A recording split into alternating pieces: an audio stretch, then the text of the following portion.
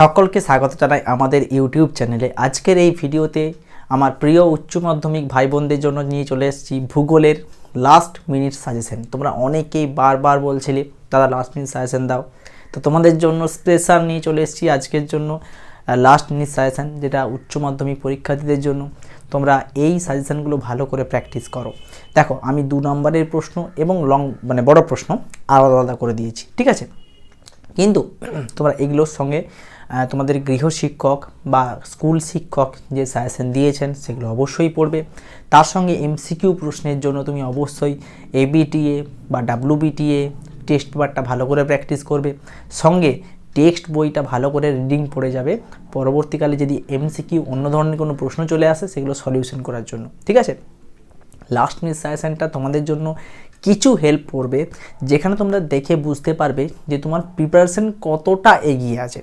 অর্থাৎ এই সাজেশন থেকে তুমি বুঝতে পারবে যে তুমি এই সাজেশনের প্রত্যেকটা প্রশ্ন তুমি কতটা পরিমাণ পড়েছো। যদি দেখো যে তুমি অনেকটাই পড়োনি, তাহলে বুঝতে পারবে তুমি প্রিপারেশন কতটা হয়েছে। বা যদি দেখো যে একটা দুটো প্রশ্ন আনকমন রয়েছে, বাকিগুলো সব পড়া আছে, তাহলে তো খুব ভালো কথা। পুরো প্রশ্নটা ভালো করে দেখো, এবং যদি ভালো লেগে থাকে প্লিজ ভিডিওটা লাইক শেয়ার করতে একেবারে ভুলবে না। তো ভূমিরূপ গঠনকারী প্রক্রিয়া থেকে 2 নম্বরের যে প্রশ্নগুলি সেগুলি দেখো। পর্যায়ন কাকে বলে, আর অবরোহণ কাকে বলে, আরোহণ কাকে বলে, নগ্নিভবন কাকে বলে। 3-4 নম্বরে বা বড় প্রশ্ন যেগুলো রয়েছে, আরোহণ এবং অবরোহণের মধ্যে পার্থক্য লেখো। ভৌমজলের কার্য থেকে দেখো 2 নম্বরে রয়েছে সহায়তা জল কাকে বলে, অ্যাকুইফার, প্রস্রবণ, আর্টেজিও কূপ, বাদস জল কাকে বলে।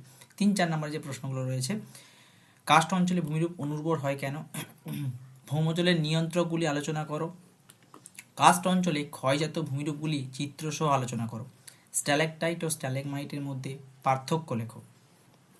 সামুদ্রিক প্রক্রিয়া থেকে 2 নম্বর, ফেজ কি, উপকূল কাকে বলে, অ্যাটোল কাকে বলে, প্রবাল প্রাচীর কি, কোরাল ব্লিচিং কি।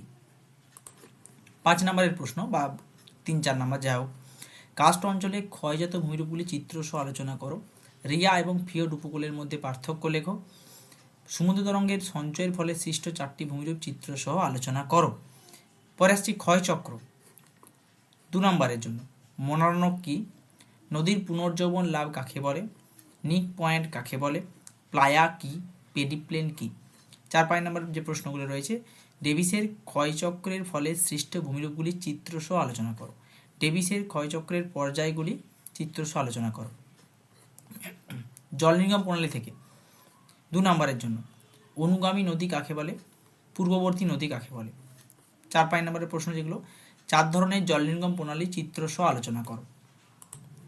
আচ্ছা, এখানে একটা প্রশ্ন অ্যাড করবে, সেটা হচ্ছে ক্ষয়চক্র থেকে, সেটা নদীর পুনর্যৌবন লাভের ফলে সৃষ্ট ভূমিরূপগুলি চিত্রসহ আলোচনা করো।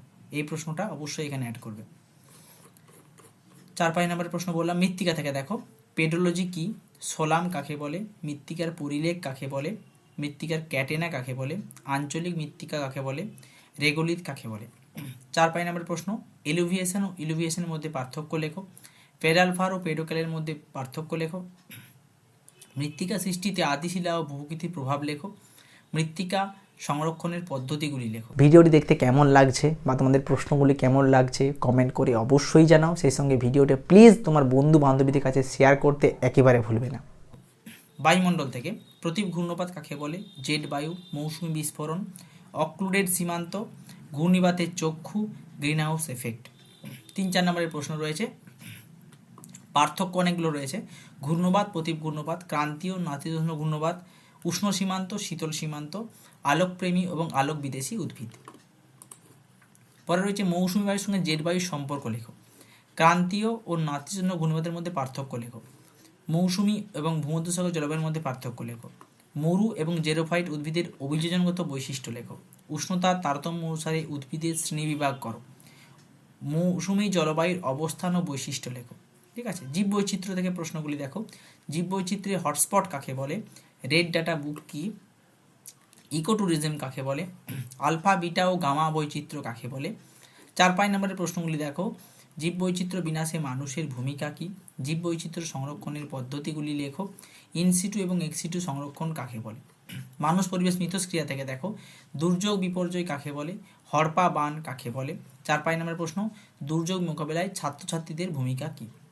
কৃষি থেকে প্রশ্নগুলি দেখো, শস্যাবর্তন কাকে বলে, আর্দ্র কৃষি কাকে বলে, প্রগাঢ় কৃষি, ট্রাক ফার্মিং, মিশ্র কৃষি, সবুজ বিপ্লব, হর্টিকালচার।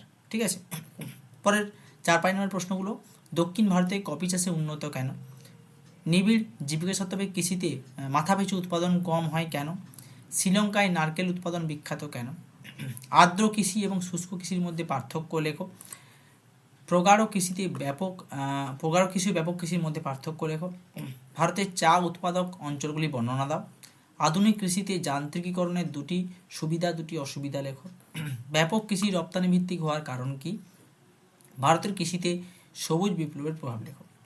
শিল্প থেকে, অনুসারী শিল্প, বিশুদ্ধ কাঁচামাল, অবিশুদ্ধ কাঁচামাল, মজুরি সূচক।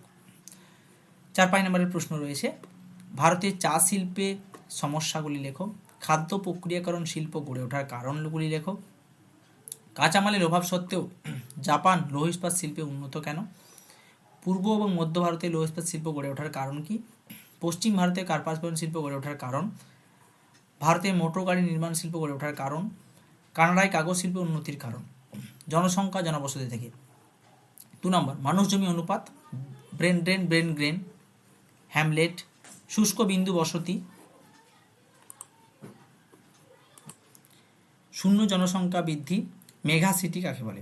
4 নম্বরের প্রশ্ন, জনঘনত্ব এবং মানুষ জমি অনুপাতের মধ্যে পার্থক্য লেখো, অসম জনবন্টনের কারণগুলি লেখো, কার্যাবলীর ভিত্তিতে পৌর জনবসতির শ্রেণীবিভাগ আলোচনা করো, গোষ্ঠীবদ্ধ এবং বিক্ষিপ্ত জনবসতির মধ্যে পার্থক্য লেখো,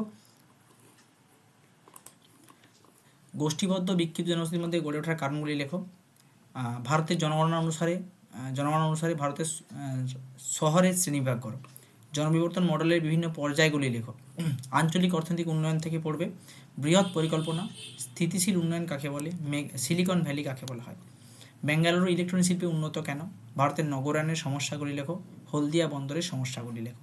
তাহলে এই হচ্ছে সম্পূর্ণ ভূগোলের লাস্ট মিনিট সাজেশন। ঠিক আছে, এগুলি ভালো করে পড়ো, তোমাদের জন্য অনেক অনেক শুভকামনা রইল, খুব ভালো পরীক্ষা হবে তোমাদের, ভালো করে পড়ে যাও। ধন্যবাদ।